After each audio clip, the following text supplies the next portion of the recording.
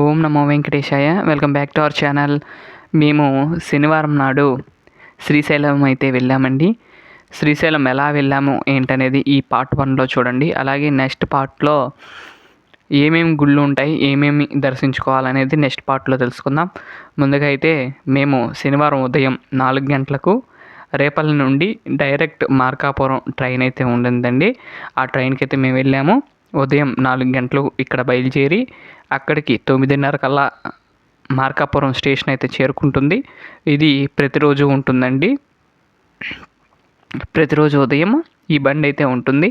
అలాగే మార్కాపురానికి అన్ని ప్రాంతాల నుండి కూడా ట్రైన్ సౌకర్యం ఉంటుందండి. మీరు ఎవరైనా వెళ్ళవలసి ఉంటే అలా వెళ్ళచ్చు. లేదు అంటే బస్సులు కూడా అవైలబుల్గా ఉంటాయండి. తెనాలి నుండి డైరెక్ట్ బస్సు అయితే ఉందండి. అలాగే గుంటూరు నుండి కూడా డైరెక్ట్ బస్సు ఉందండి. గుంటూరు నుండి అయితే 6 గంటల సమయం పడుతుందండి శ్రీశైలం చేరుకోవటానికి.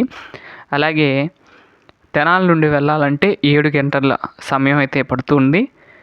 డైరెక్ట్ బస్ అండి ఇది. ఎక్కడ ఆపరు. డోర్నకల్లు అంటే కొన్ని పెద్ద సిటీస్ ఉంటాయి కదండి, అక్కడ మాత్రమే ఆపుకుంటూ వెళ్తారండి. అలాగే మీరు ట్రైన్కి వెళ్ళినట్లయితే మార్కాపురం స్టేషన్కి దిగి అక్కడ నుండి ఆటో వేసుకుని చక్కగా బస్ స్టాండ్కి వెళ్ళాలండి. ఇక్కడ రైల్వే స్టేషన్ నుండి బస్ స్టాండ్కి 30 రూపాయలు అయితే ఛార్జ్ చేస్తారండి. అక్కడ నుండి ఇదిగోండి ఇక్కడ చూస్తున్నారు కదా, ఇలా ఉంటుందండి బస్ స్టాండ్. ఇది మార్కాపూర్ బస్ స్టాండ్ అండి. ఇక్కడ ఎక్స్ప్రెస్ అయితే శ్రీశైలానికి అరగంటకు ఒకటి ఉంటుందండి. ఆర్డినరీ అయితే గంటకి ఒకటి ఉంటుంది. అది కూడా ప్యాసింజర్ అండి. దాని సమయం 4 గంటల సమయం అయితే పడుతుంది.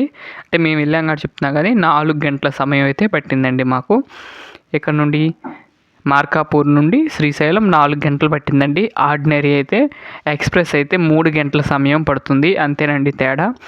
అలాగే నార్మల్ అయితే రేటు వచ్చేసరికి 100 రూపాయలు అయితే ఉందండి. అదే ఎక్స్ప్రెస్ అయితే 200 రూపాయలు అయితే ఉందండి. అంటే 5 రూపాయలు తక్కువ, 200 రూపాయలు అయితే అదండి. ఆ తర్వాత డోర్నకల్ ఇక్కడైతే ఆపుతారండి. డోర్నకల్ నుండి శ్రీశైలం దగ్గర అండి. అలాగే ఇక్కడ చూశారు కదా, శ్రీశైలం కొండ అయితే ఎక్కుతున్నప్పుడైతే వీడియో తీసాను చూడండి. ఆ కొండలన్నీ కూడా కింద పొలాలు అవి ఎంత బాగున్నాయో కదండి. ఈ విధంగా అయితే వెళ్ళామండి. ఈ విధంగా అయితే బస్సు జర్నీ ఉంటుంది. అలాగేనండి ఇక్కడ వెళ్ళేటప్పుడు మాత్రం ఎక్కువ సమయం అయితే పడుతుంది. అలాగే అటు నుండి వచ్చినప్పుడు మాత్రం 2 గంటల్లో అయితే దిగేస్తారండి. ఎక్స్ప్రెస్ అయినా మామూలైనా, ఎందుకంటే కొండ ఎక్కేది కదండి. అలా ఎక్కేటప్పుడు కొంచెం టైం అయితే తీసుకుంటుంది. అలాగే అక్కడక్కడ ఇలా చిన్న చిన్న గ్రామాలు అయితే ఉంటాయండి. చూస్తున్నారు కదా, మీరు చూసినట్లయితే ఇలా చిన్న చిన్న గ్రామాలు అంటే తండాలు అంటారు చూడండి, అలా చిన్న చిన్న తండాలు అయితే ఉంటాయి. నేను ఇది ఫస్ట్ సారేనండి. అంతకుముందు ఎప్పుడో చిన్నప్పుడు వెళ్ళాను. తర్వాత ఇప్పుడు ఫస్ట్ సారి వెళ్తున్నాను ఈ విధంగా. ఆ తర్వాత ఇక్కడ చూసినట్లయితే సర్కిల్ నుండి ఇక్కడ వచ్చే ప్రతి బస్సు కూడా సున్నిపెంట అనే ఊరికి వెళ్ళి తిరిగి వస్తుందండి. ఏ బస్ అయినా, ఎక్స్ప్రెస్ అయినా నార్మల్ బస్ అయినా కూడా సున్నిపెంట అనే ఊరు వెళ్ళి మళ్ళీ తిరిగి వస్తుంది కాబట్టి అలా టైం పడుతుంది. ఇక్కడ సున్నిపెంట అనే ఊరిలో కూడా చూడండి వెంకటేశ్వర గుడి చాలా బాగుందని నేను ఇలా వీడియో తీశాను చూడండి. ఇలా చిన్నగాను సింపుల్గా ఉంది చిన్న గుడి.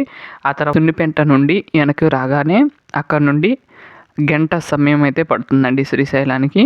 చూస్తున్నారు కదా, ఇక్కడ నుండి ఇక్కడ సాక్షి గణపతి ఆలయం వస్తుంది చూడండి.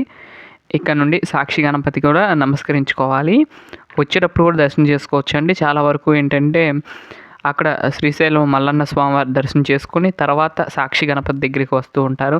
కొంతమంది ఏమో ఫస్ట్ సాక్షి గణపతిని నమస్కరించుకుని ఆ తర్వాత శ్రీశైలం ఆ స్వామివారిని అయితే దర్శనం చేసుకోవడానికి వెళ్తూ ఉంటారు.